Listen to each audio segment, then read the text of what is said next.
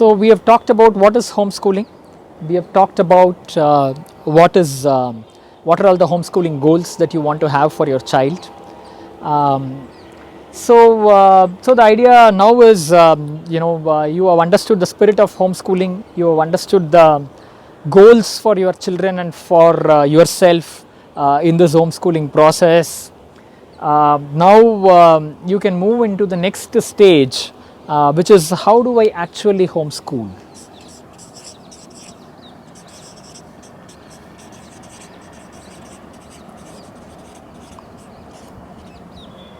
So this is going to be an interesting space.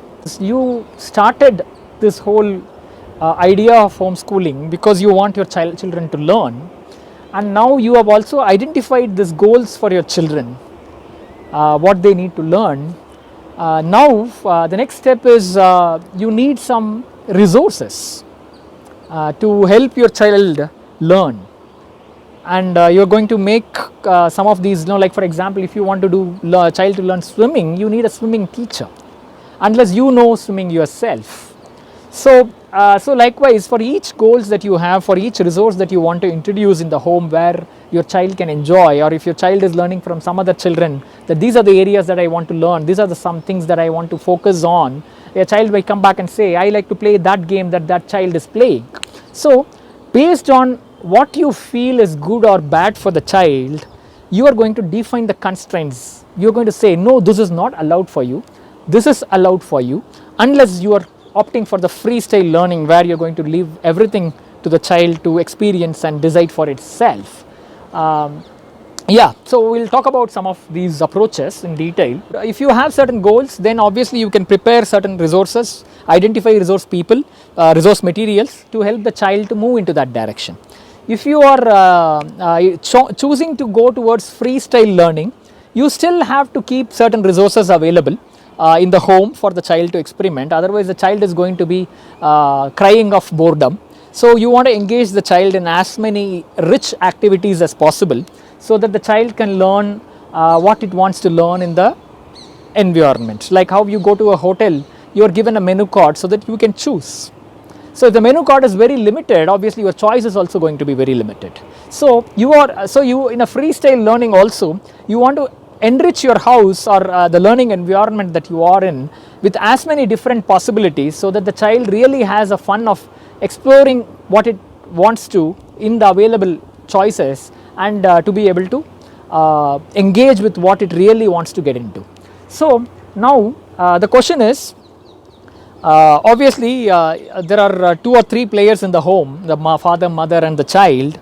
And now how do you homeschool, which means when you want the child to learn for example painting, you start to sit and do the painting and show the child how the child can paint, and that is the process of learning. So which means what about your goals in terms of homeschooling?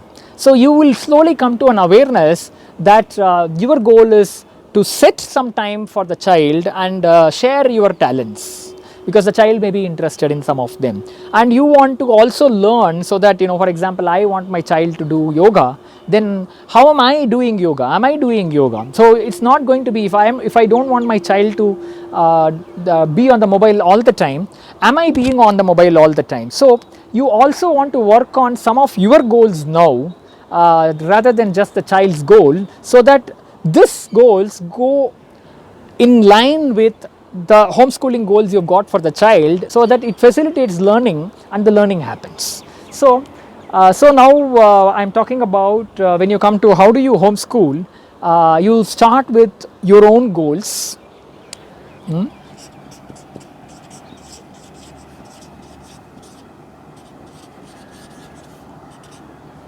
Your own goals as a teacher, friend, as a parent, because you have these 3 roles: teacher, friend, parent. You can choose what you want to be. At times you want to be a teacher, at times you want to be a friend, at times you want to be a parent. So so now you start with yourself. So this is number 1, and the next area that we are going to that you have to decide about how do you homeschool is, you're going to talk about these 2 spaces: freedom versus direction. we are going to talk about these two important parameters. How much freedom you are going to allow for your child, and how much direction you are going to give to your child. So sometimes you can buy the arts and pens and the colors and painting, and you can just put it around the child, and the child can take it and learn to do it. Sometimes you can sit with them and draw and color they get the coloring book and show them this is how you have to color. So if you just lift it like that, the child may take it and start to draw on the floor, can fill up the walls. So you leave the child free to do what the child want to do. Obviously you have to pay the cost of the painting bills, and also explain it to the parents or the friends who are coming home about why the walls are artistic or messy, depending on what the friends look at. Okay, so you are basically the two areas that we need to focus on is, one is freedom and another one is direction, and you are going to choose how much of freedom you are going to allow and how much of direction that you are going to allow in each of your action, in each of your lesson, in each of your possibilities that you are designing for your children. So this is going to vary from homeschooling family to one homeschooling family to another homeschooling family. So this is, you can, because you are in a school, obviously there is a certain level of freedom and direction set. Obviously it differs from school to school, but that is followed. And similarly in your home also you can decide, and you can also change it with every week, you can change it with every activity, depending on how much you are going to allow, because this is going to govern primarily your homeschooling approach. Okay, because some parents think that direction is very important, whereas some parents think that freedom is very important, and many of the parents think that both are important or they are somewhere in the middle. So you can decide what is your choice, your criteria. Say for example, you are going to allow the child to play. How much time you want to allow the child to play? You can say, I want the child to play as long as it wants. You can say, no, by 11 o'clock, 12 o'clock, the child has to have a snack or a meal because the child will be hungry. So you have to just pull the child back from the playground to say, come home and you need to have some snack because you are hungry. So you have to decide what is the sense of direction and what is the sense of freedom, and based on each activity, you can aim for something, you can see if it is working, you can constantly change. So these are all going to be very interesting and engaging experiments as you move and find the right combination of freedom and direction. Okay, so the next area in terms of how do you homeschool is, because in schools you are put through a syllabus, you are put through English, Tamil, geography, and now you don't have any of them. So now you are in a place to decide what is English, what is Hindi, what are all the things that is going to go into the homeschooling syllabus. Okay, so I'm not going to use the word syllabus now, I'm going to use the word choices. So what are all the choices you have for helping your child because basically this is about deciding the menu card. So what are all the things that you're going to put in the menu card and offer it to the child so that the child starts to choose? Because if you don't do all of this, the child is going to get bored and they will start to do something on their own with the available resources, which is also fine, and that is more in the freestyle learning. Okay, so sometimes the child can choose based on its own interest. You can offer certain choices based on your own interest, or your own interest for the children. So there are different homeschooling families who have made different choices in terms of learning. So I'll list down what are all the choices for learning, the resources for learning that is available for children. Okay, so one is people. So the number of people in your house can really matter a lot. If yours is a joint family with your grandfather, grandmother, uncle, aunt, then obviously the child has a lot of people. So if you have your cousins and all of them together, then there is a lot of activity that child can get into. So in fact, then you will not even find the need to go to school in the first place. Okay, because the house is brimming with a lot of activity, because there is cooking happening, there are so many things happening in the house because there are so many people, and the place is also rich in terms of space because there are so many people who are living together. But however, today's reality is we are all nuclear families. So sometimes you could be just the father and mother.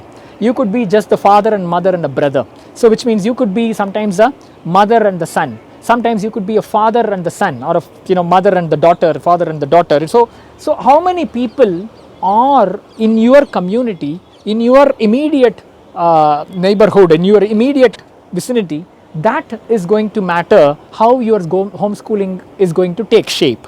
So if you are only a couple of people, then obviously you can look at getting into some kind of communities where you can engage with other people, so that there is more richness, more variety available for the children and for yourself also.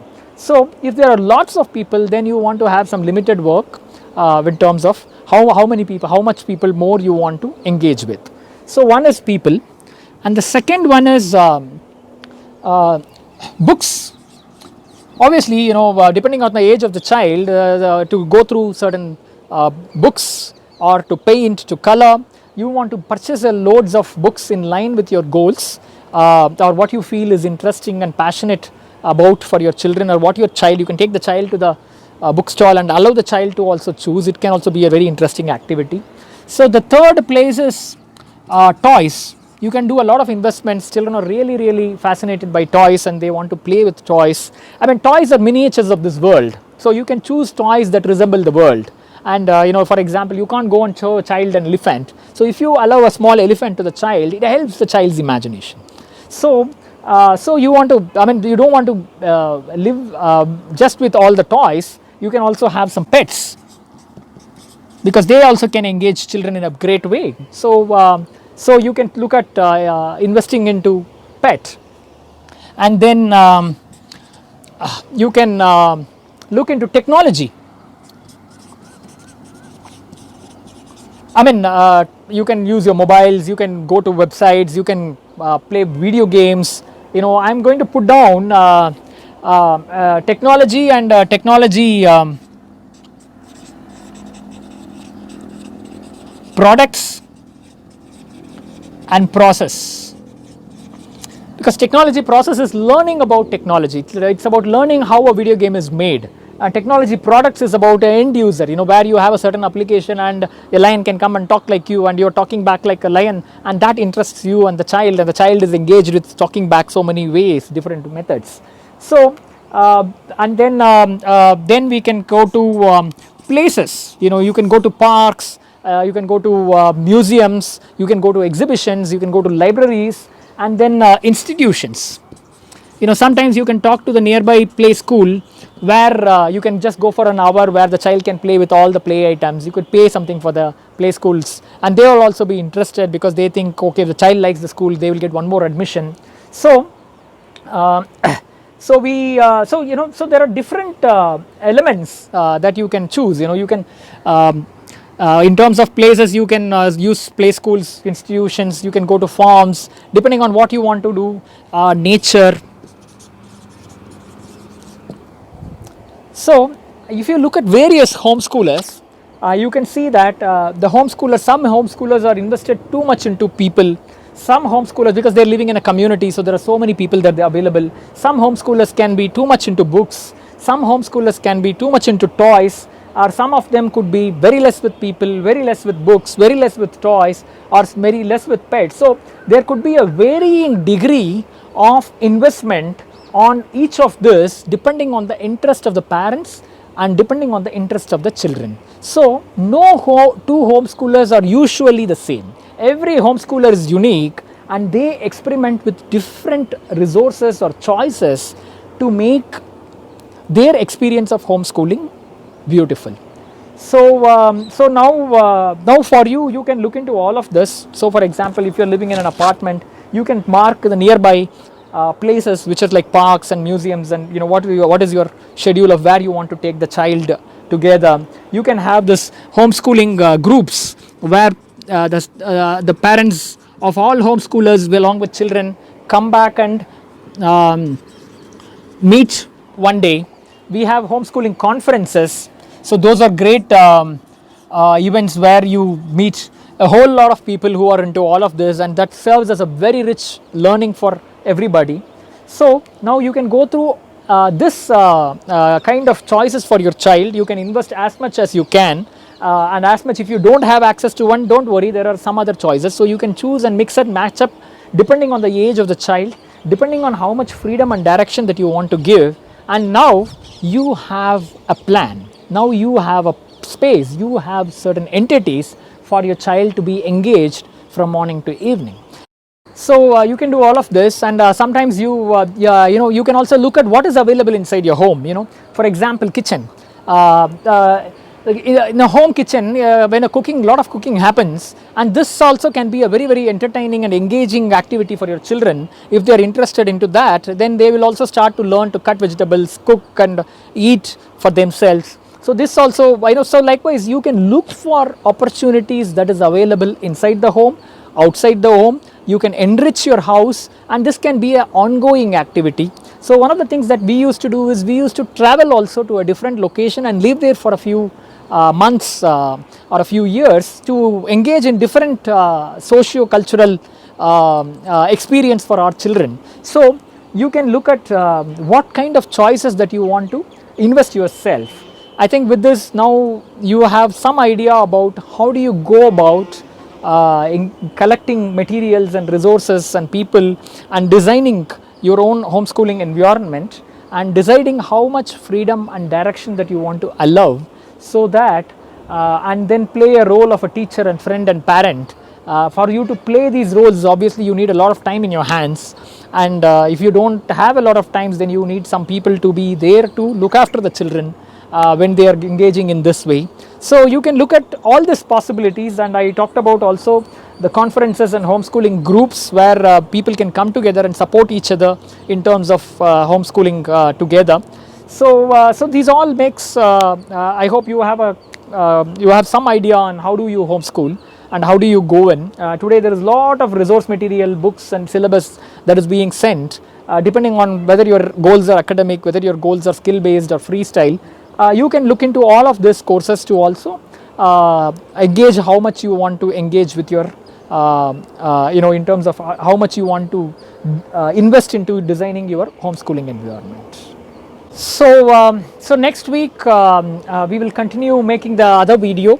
So thank you. I hope you enjoyed watching the 3 areas that I discussed today. What is homeschooling, homeschooling goals, and how do I homeschool? And we are left with the advantages of homeschooling, and then we are left with the challenges of homeschooling.